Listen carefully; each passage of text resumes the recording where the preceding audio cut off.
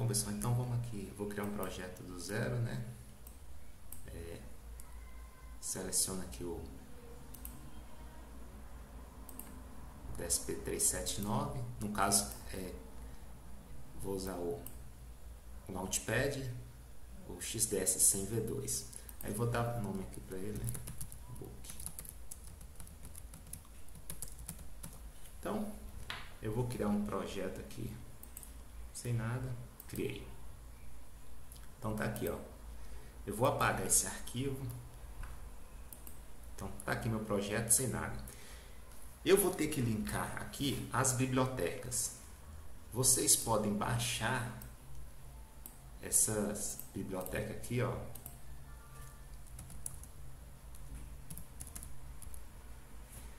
Que eu acho que é a biblioteca mais nova da Texas.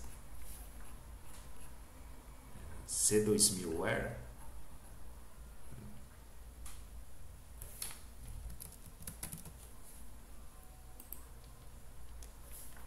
Que vai estar por aqui, ó, a biblioteca. Na hora que vocês instalarem, eu não uso muito essa nova porque eu já tinha uma mais antiga, mas aí quando vocês instalarem, né, vai ter uma pasta dentro da TI C2000, aí ele vai ter esse tanto de documentos aqui. Eu gosto de usar essa biblioteca aqui, ó, da Device Support. Eu não uso a DriveLib, porque a DriveLib ela utiliza tipo estrutura, igual faz a STM. Eu gosto de usar essa aqui, ó, Device Support. E aí, geralmente os arquivos que eu vou linkar são esses aqui, ó. São esses da pasta Include e esses dessa parte aqui do Headers Include. Como tem algumas bibliotecas que já são mais antigas, eu tenho alguns programas que foram feitos nela, é muito comum as versões mais antigas estarem aqui, ó. Então, se der problema de compatibilidade, então tá aí. E aí você costuma sempre ver aqui, ó, que eles deixam várias versões das bibliotecas, né? Então, o que eu vou fazer? No meu computador está diferente o caminho, aí a primeira coisa eu vou linkar os includes lá. Como aqui eu estou usando o Linux, é diferente um pouco aqui.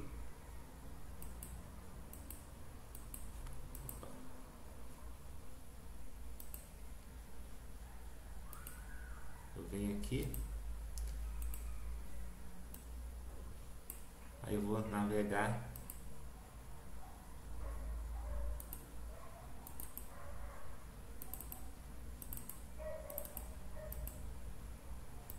Então tá aí, ó, primeiro caminho, o segundo,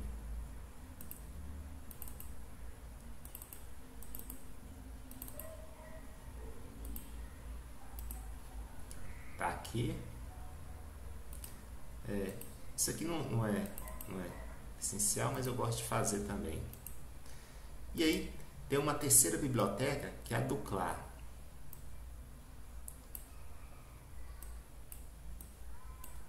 Eu vou mostrar para vocês.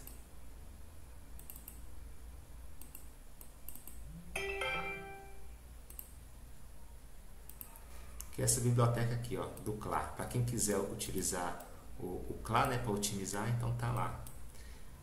Então, são esses três caminhos. Aí, beleza. Agora, eu vou vir aqui. Eu tenho que falar que é a CPU1 que eu estou programando. Outra coisa que vou falar, quem estiver usando o CLA, também tem que falar que vai programar o CLA em C. Pode ser que eu use ou não use. E por último, tem que escrever aqui que é um Launchpad. Então, eu venho aqui e vou falar que é um Launchpad, né? Depois eu vou falar por quê. Então, tá aí, já linkei. Agora, eu tenho que adicionar arquivos aos meus projetos.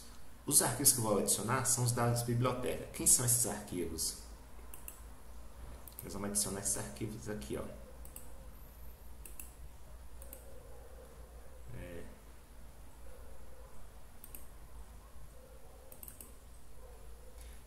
Quem está no Linux, em outro computador, é diferente os caminhos. Pasta CI. C2000. Eu venho aqui. Primeiro vai estar aqui, ó. Opa, esse aqui ainda não. Vamos nesse aqui, ó. Esse arquivo. Esse aqui que nós temos que importar. Os outros arquivos, eles vão estar aqui nessa pasta aqui, ó. Nós vamos importar. Quais são os arquivos que nós vamos importar? Então, são esses arquivos aqui que nós vamos importar, ó. Esse arquivo CMD, esses arquivos aqui, de onde nós vamos importá-lo? Você vai vir aqui, ó.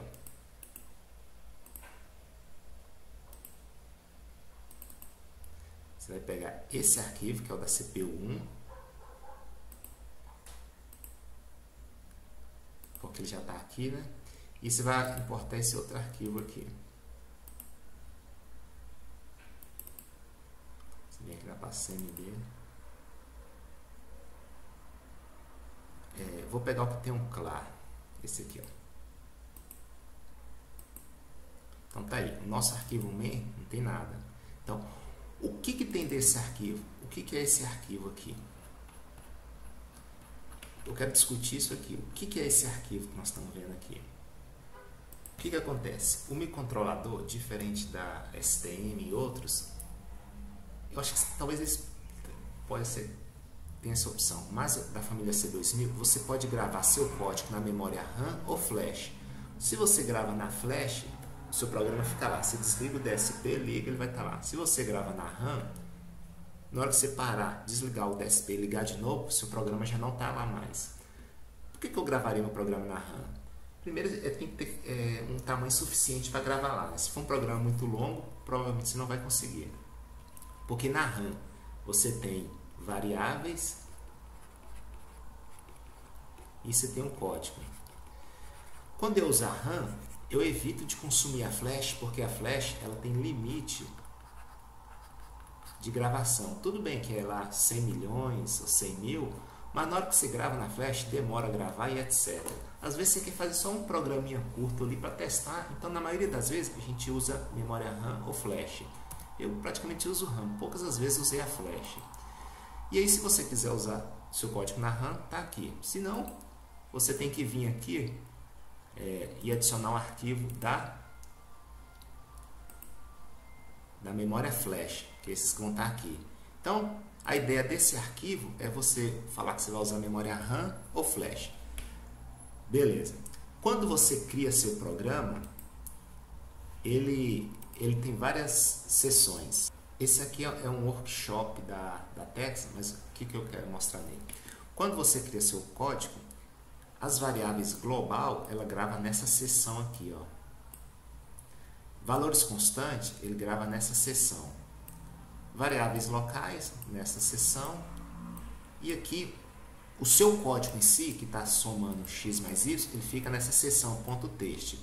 Então, se você vai gravar o seu programa na memória flash ou RAM, se for na flash, isso aqui tudo vai ficar na flash. Ou se for na memória flash, isso aqui fica na flash e essas variáveis ficam na memória RAM. Se você for usar toda a memória RAM, inclusive seu código, tudo isso aqui vai para RAM. Então, essas são as seções aqui, ó. Se você estiver usando flash, ele vai gravar isso aqui na flash. Se não, ele vai gravar tudo isso aqui na memória RAM.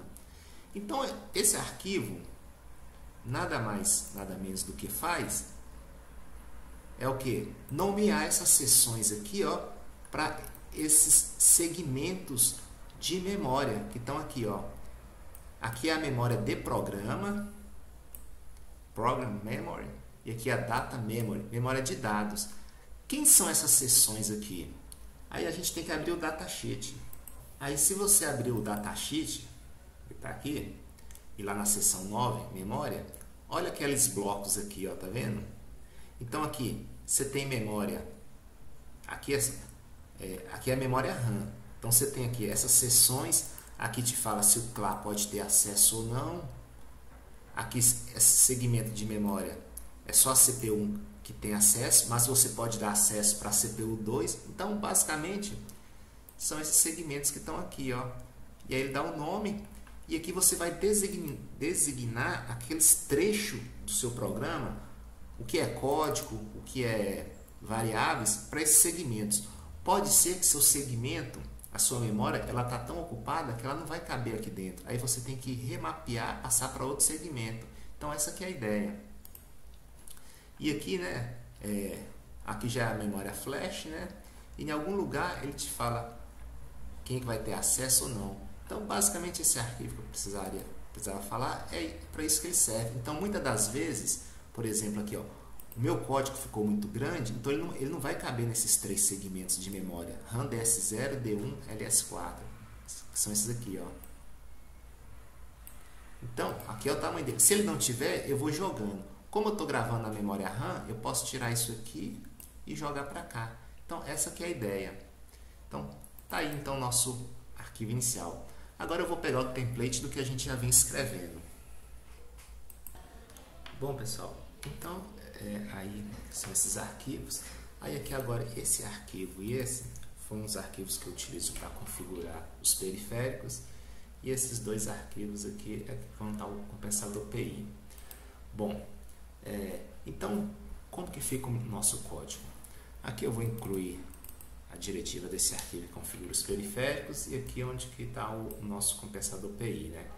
Aqui são as interrupções, né? Como a gente já viu, são funções que são disparadas quando ocorre algum evento. Eu vou usar apenas 2, a do time, né, para ficar ali piscando LED, coisa do tipo, e a interrupção do ADC. Lembrando, esse ADC tem que ser disparado 6 vezes na frequência de PWM, né? Então, se é 12 kHz, nós temos que ver ele 72 kHz. E os 6 compensadores. As 6 correntes medidas, tensão de saída, os 6 duty cycle, e a corrente de referência, e aqui aquele counter ADC. Isso aqui já vem do nosso template, né? Que são, tem lá nos exemplos da Tex, já foi amplamente discutido, né? O init syscontrol. Se a gente dá uma olhada nele lá, por que eu escrevi naquela hora aqui, ó?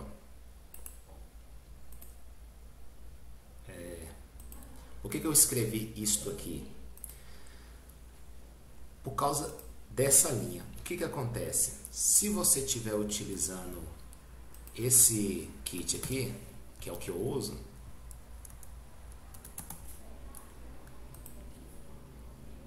olha esse kitzinho aqui, né? Quer dizer, às vezes uso. O clock dele é diferente, o clock não, o cristal que está aqui, ó, ele é diferente desse do que está aqui, ó. Então, por isso que se você não fizer esse ajuste, naquela placa, o cristal que está lá é de 20 MHz e o que está no Launchpad é de 40. Então, na hora que você for fazer os multiplicadores, um vai ficar com metade da frequência do outro. Então, é apenas só por isso. Então, aqui tem as rotinas que inicializam, né, o controle, clock, periféricos, desabilita todas as interrupções, inicia o vetor de interrupções. Se vocês clicarem aqui, ele vai adicionar por esse arquivo. O que nada mais é? Igual a gente já comentou em outros vídeos, né? A CPU ela recebe as 14 linhas de interrupção, então ele dá um clear, né? Limpa todo mundo para zerar, né? E aqui depois são os flags, né? Ele desabilita todos os flags, limpa e as linhas de interrupções. Aqui eu vou ligar o clock do meu timer, né? Eu não sei se ele ficou desligado ou não, mas eu ligo. Depois, como ele é um registro, eu tenho que ter permissão para escrever nele, então sempre que for um registrador protegido, eu tenho que usar essas 2 diretivas. E aqui habilito a tabela de interrupções. Olha que interessante. Se você clicar nela, ele vai te redirecionar para esse arquivo aqui, ó, o PIEVector. Esse PIEVector, o que acontece com ele? Todas as interrupções possíveis que você pensar que tem no DSP estão nesses arquivos aqui, ó. Aqui está falando todas as interrupções. Então, nada mais que ele faz é o seguinte. Eu não sei qual que é a interrupção 7.11. Na verdade, ele cria, como se fosse assim, um nome, né? Ele dá um nome para aquela interrupção. Então, eu sei que essa interrupção nessa posição é a do timer 1. Então, basicamente, ele só para nomear aquela linha de interrupção. Porque aí na hora que eu chamar para habilitar ela no código, aparece o nome aqui, ó. Então, por isso que ele cria essa linha. Depois que ele criou essa linha do BeVector, o que acontece? Ele chama esse arquivo que está aqui, ó, o default ISR.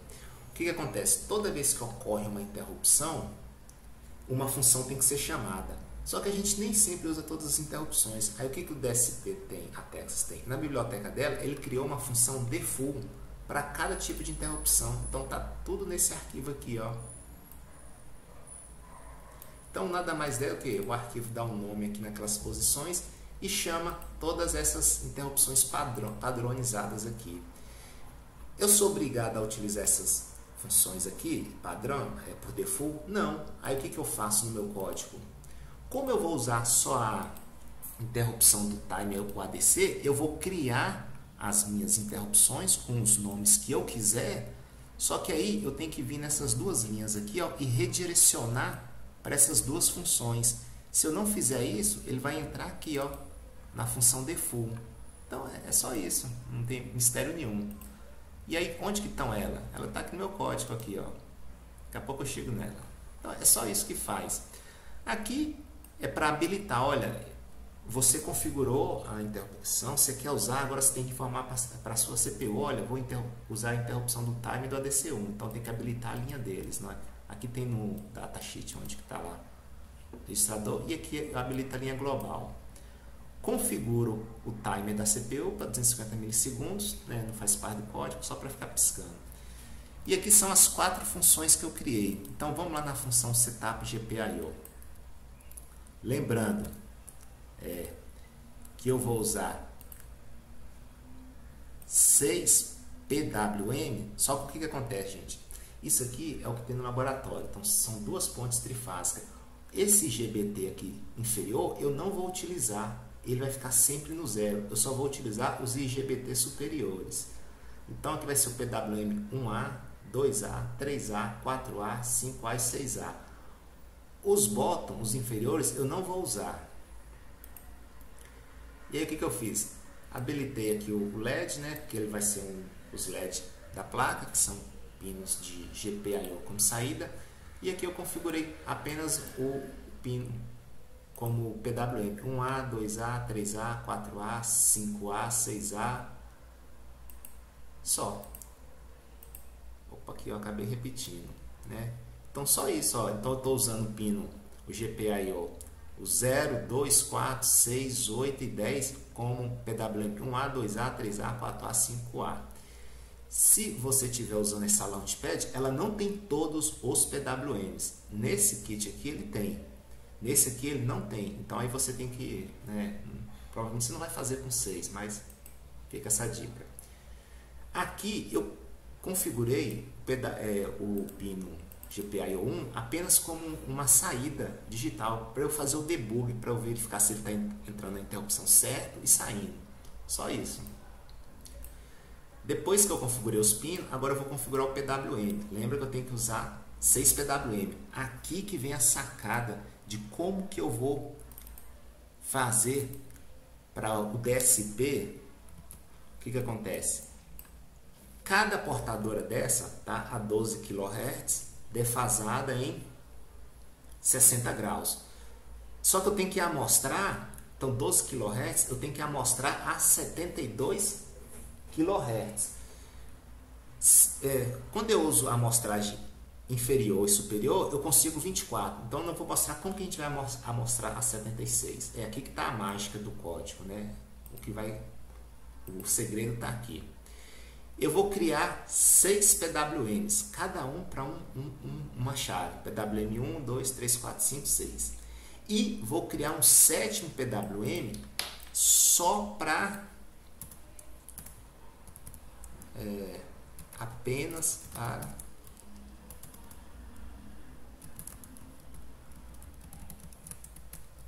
ele não é um pino, ele não tem um GPIO dele, ele é apenas, eu vou configurar apenas o módulo para dar o trigger do ADC, e nele vai ter que estar em 36 kHz.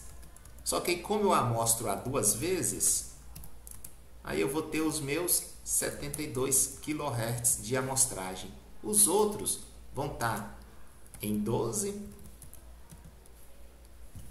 e assim vai. Então, vamos lá verificar. Como que eu calculo? Aqui está o PWM1. Ele é o principal que a gente tem que configurar. Então, aqui é o período para dar 12 kHz. O Duty Cycle aqui você pode colocar 0, né? Não tem necessidade. Você zera o contador. A fase dele, como ele é o PWM mestre, a fase dele é 0.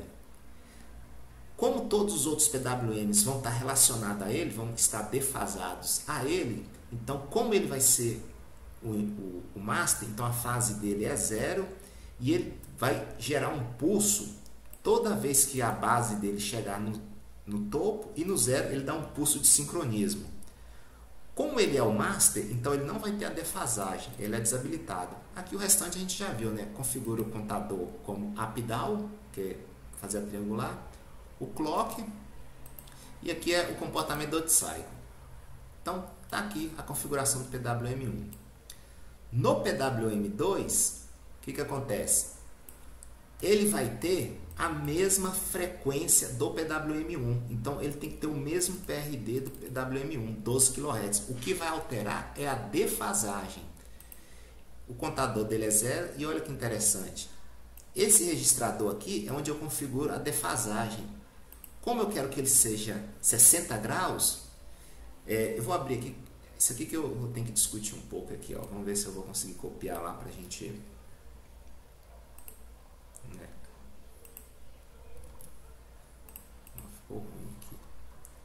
Bom, esse registrador, né,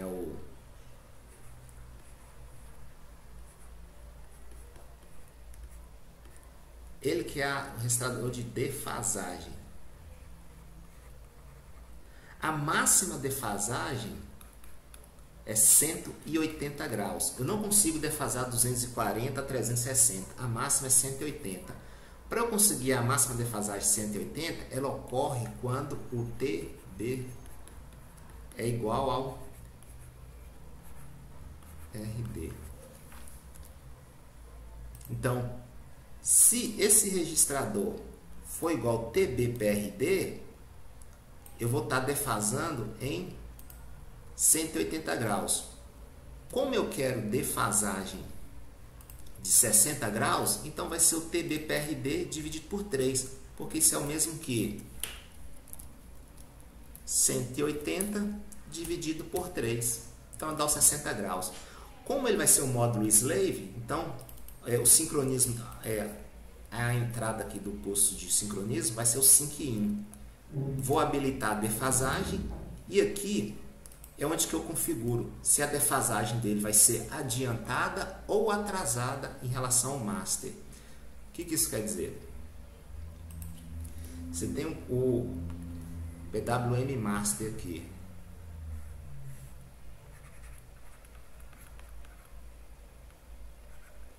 O slave, ou você pode ter ele com essa defasagem. Aqui ele vai estar... Eu sempre fico confuso aqui se é adiantado ou atrasado, porque, né, uma coisa é você olhar no diagrama do tempo, outra no osciloscópio, mas vamos supor que isso aqui ele está atrasado, né? Atrasado é dele... atrasado, né?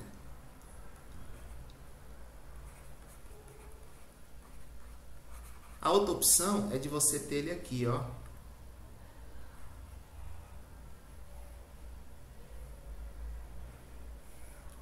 O que vai acontecer aqui? O θ está adiantado. É o mesmo θ e um vai estar atrasado e outro adiantado. E onde que eu regulo quem está atrasado e adiantado? É com esse registrador aqui. E o restante é igual. Então esse é o PWM2. O 3, ele tem o mesmo PRD, o Duty Cycle inicial aqui é 0, né? E a fase dele, como se esse registrador for igual ao PRD, é 180 graus. Só que em relação ao primeiro, ele tem que estar defasado em 120 graus. Então vai ser o quê? 2/3. Então, 180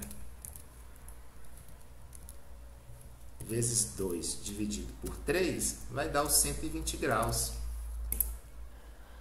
Agora que, olha a mágica, o quarto PWM ele tem que estar defasado em 180 graus do primeiro. Então o que ele vai fazer? Opa, aqui faltou umas linhas de código.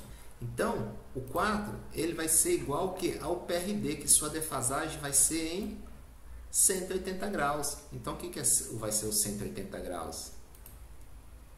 É isso aqui, ó.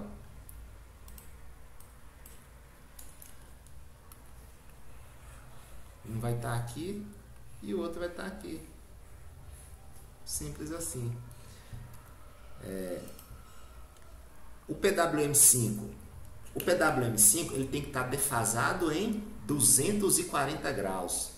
Só que, pessoal, o máximo que eu tenho aqui é 180. Como que eu consigo 240, né? Se a gente voltar lá na nossa trigonometria básica, é só vocês lembrarem aqui do círculo trigonométrico, ó. Eu quero essa defasagem aqui, ó, de 240 graus. Olha, se você vier aqui, ó, nesse sentido, vai dar 240. Mas vocês concordam comigo que essa abertura é a mesma que eu vier aqui na parte inferior? Isso aqui é quanto? Então, se a máxima defasagem que eu tenho é 180... Opa, desculpa, gente. Opa, calma, acho que fiz uma coisa errada aqui, né? 120 não, é 120? Peraí. Opa, não, é isso mesmo.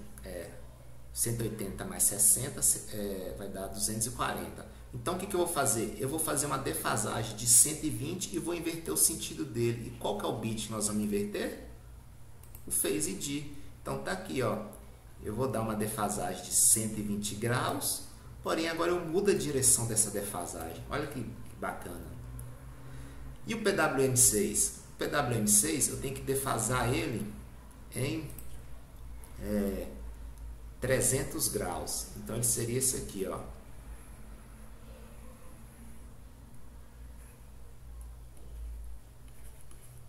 O que eu vou fazer? Vou fazer uma defasagem de menos 60 graus, que vai dar a mesma coisa, a minha abertura angular. Então, eu venho aqui e faço uma defasagem de 60 graus e aí inverto o sentido. Então, tá aí os meus 6 PWMs defasados. Pronto, resolvi meu problema das 6 portadoras defasadas em 60 graus. Agora vem o problema do ADC lá. Como que eu vou fazer? Vou configurar o PWM7. Agora olha que interessante. O PWM7, o ADC, ele tem que estar em 72 kHz. Se eu estou amostrando a 2 vezes a frequência de PWM, então ele tem que estar em quanto? Ele tem que ser em 36 kHz.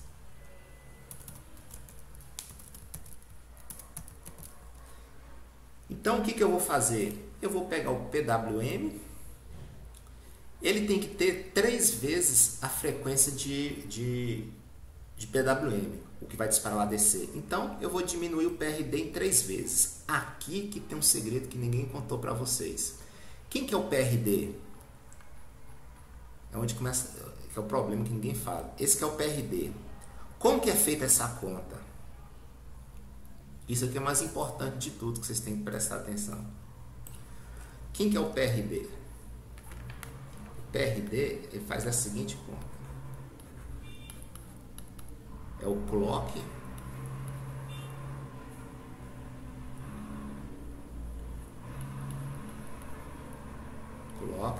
dividido por 2, depois divide por 2, porque é up down,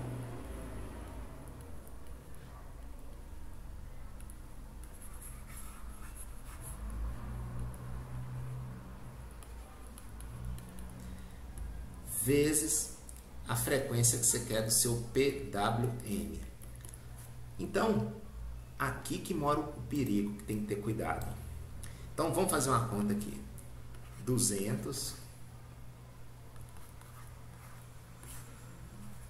2 vezes 2 vezes 12.000. Se você fizer essa conta, vai dar, deixa eu pegar minha calculadora aqui, ele vai dar esse número aqui, ó, 4.166.667. Só que você não usa número float, ele é um número inteiro. Então, ou você vai ter que usar 4166, ou você vai ter que usar, arredondar 4167, ou um ou outro. Até aí, tudo bem. Só que olha o que acontece. Aqui embaixo, o do ADC, ele é 1/3. Ele é 3 vezes a frequência de PWM. Então, o que acontece? Você tem que verificar se algum desses dois números ele é um múltiplo. Um múltiplo não, se ele é divisível por 3. Porque senão vai dar um número decimal e aí ele vai causar um efeito que a gente chama um JIT de frequência. Então, ó, 4167 ele é divisível por 3. Então, ok, né? 4 mais 1, 2, 5, 11, 11 mais 7, 18. Então, ele é divisível por 3. Então, tá ok. Mas vamos supor que ele não fosse divisível por 3. Aí você ia pegar o número mais próximo que desse para dividir por 3. Esse PRD, como eu estou usando uma frequência que ela é 3 vezes a da portadora, este número aqui, ó, tem que ser inteiro. Senão vai dar um jitter na frequência, elas não vão casar. Beleza. E aqui eu configuro o PWM7 como o trigger do meu ADC. Então, até aí tudo bem. Então, pronto, está resolvido o meu problema do PWM. Agora eu vou configurar o meu ADC. Como eu tenho que amostrar? Eu vou ter que amostrar aqui 6 correntes e uma tensão. O que eu vou fazer? Eu vou otimizar, né? Eu vou usar o ADCA para mostrar 3 correntes e a tensão, e o ADCB para mostrar 3 correntes. E aí o que eu vou fazer? Eu vou selecionar qual canal analógico que tem aqui, né? Aí vai ser a corrente. Para ficar otimizado, aqui vai, ó, ADC A. O PWM1 ele amostra junto com 4, correto? A gente já viu lá. Esse e esse ocorrem simultaneamente. Então aqui vai ser no módulo A e aqui no módulo B. Módulo A, módulo B. Módulo A, módulo B. Então, o que vai ser? A corrente IL1 e a corrente IL4 vai ser no ADC A. IL2 e IL5.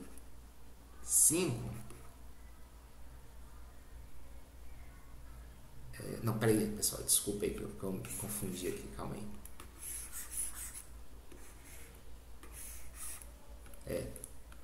IL1 no ADC A e o IL4 no ADC B. O IL2 ADC A e aqui ADC B. Sempre é o par, né? O par que está convertendo, como eles têm que ser no mesmo instante, um você coloca no módulo A e outro no módulo B, porque quando você usa a conversão no mesmo módulo ADC, ela é sequencial e aí você não tem atraso. Então, IL3 no ADC A e o IL6 no ADC B. E aí o que acontece? A corrente 1, 2 e 3 ela é sequencial, não tem problema. Agora, 1 e 4 como tem que ser no mesmo instante, então 2 módulos, e a tensão no ADC A. Então, bem tranquilo, né? Isso é só detalhes. Então, corrente L1, a 2, 3 e a tensão. Esses nomes aqui não batem não, porque eu copiei. Então aqui agora vem a corrente 1, a corrente 4, 5 e 6. Mas quem é que vai disparar a interrupção? Eu liberei a interrupção apenas para o ADCA. O que acontece? O ADCA, depois que ele terminar a última conversão, que é essa 3 aqui, ele dispara a interrupção. O ADC3, ele vai disparar a interrupção, só que ele não chama a função, porque eu só quero utilizar apenas uma interrupção.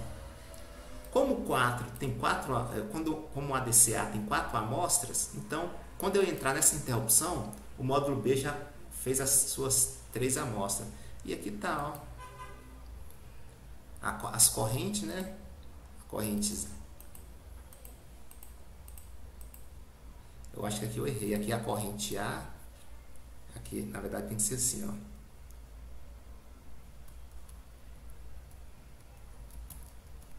É porque aqui tem o módulo B.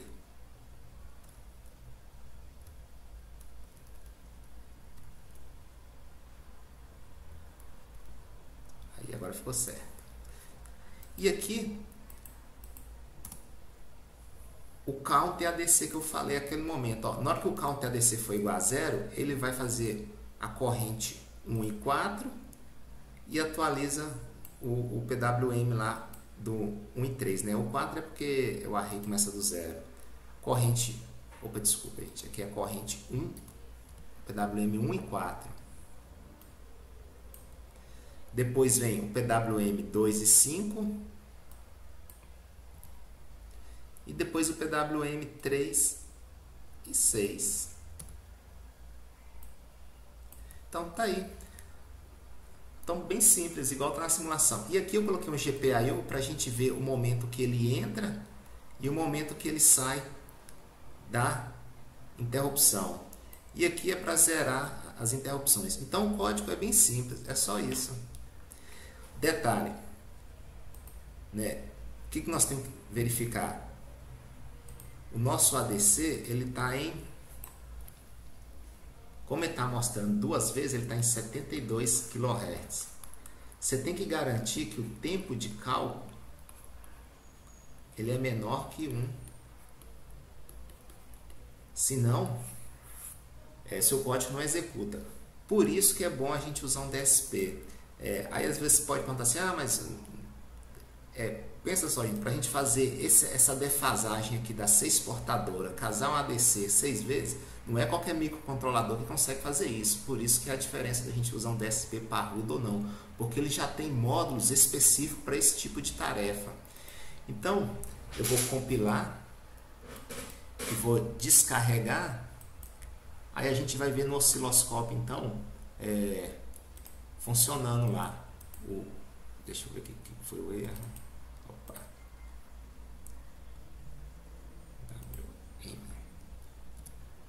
Então é um código bem simples de ser feito. Então vamos lá ver na prática o sinal do osciloscópio. Bom pessoal, então voltando aqui na prática, né? Tá aí o DSP ligado. E olha que interessante. O canal amarelo é o PWM1A, que é o master, né? Frequência 12 kHz. E olha que interessante aqui. Nós temos o EPWM 2A, e olha a defasagem dele, menos 60 graus, ou seja, está claramente a gente vendo aqui a defasagem. Aí, o que eu vou fazer agora? Eu vou trocar aqui e vou passar para um outro pino, que a gente vai ver, a próxima defasagem tem que ser em 120 graus, então vamos lá ver.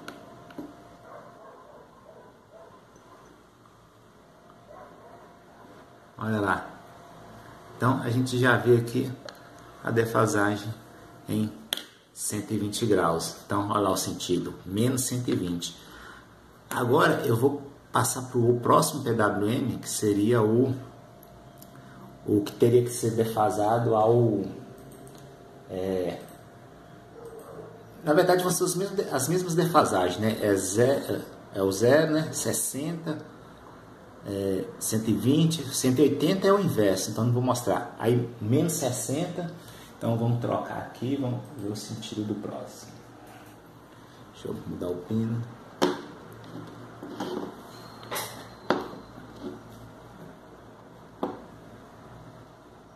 Olha lá. Então, agora nós já estamos em defasamento positivo, 60 graus. Então aí a gente consegue reproduzir todas as defasagens que a gente precisa para fazer o conversor interleaved. Então, 12 kHz. Agora, aquele pino GPIO que a gente estava monitorando no ADC, vamos ver como está a situação dele. Olha aí, o canal azul é o GPIO 1, que toda vez que entra no ABC eu monitoro ele.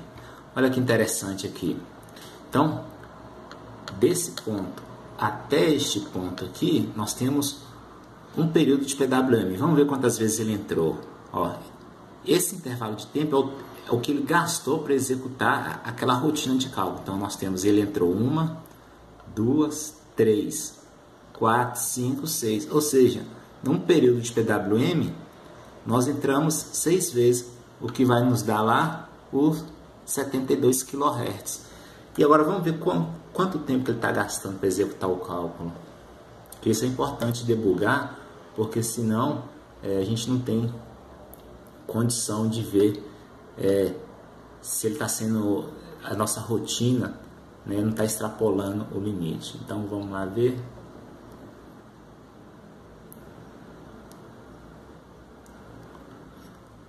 Olha lá que interessante, a gente está gastando 1,6 microsegundos para executar aquela amostragem ADC e fazer os cálculos de PI. Na frequência de 72 kHz, a gente tem aproximadamente 13 microsegundos. A gente está usando o quê? Quase que 1/10, então tem muito tempo com sobra para a gente executar. Agora eu quero mostrar para vocês uma questão interessante, quando eu comentei aqui no código, que era esse número aqui, que ele tinha que ser um múltiplo de 3. O que acontece se eu colocasse um outro período aqui, ó, que não desse a conta exata com um múltiplo de 3. Então eu vou alterar só um pouquinho aqui, compilar só para a gente ter noção o que é o jitter de frequência que eu comentei. Opa. Então tá aí, ó, a frequência casada certinha. Aí se ele não for um múltiplo de 3, ele vai acontecer isso aqui, ó. Olha lá, não casa as frequências, elas ficam bem próximas, mas como não são múltiplos inteiros, vai dar esse jitter de frequência. Então por isso que a gente tem que usar sempre um múltiplo inteiro do PRD para casar. Então, espero que vocês tenham aproveitado e até a próxima.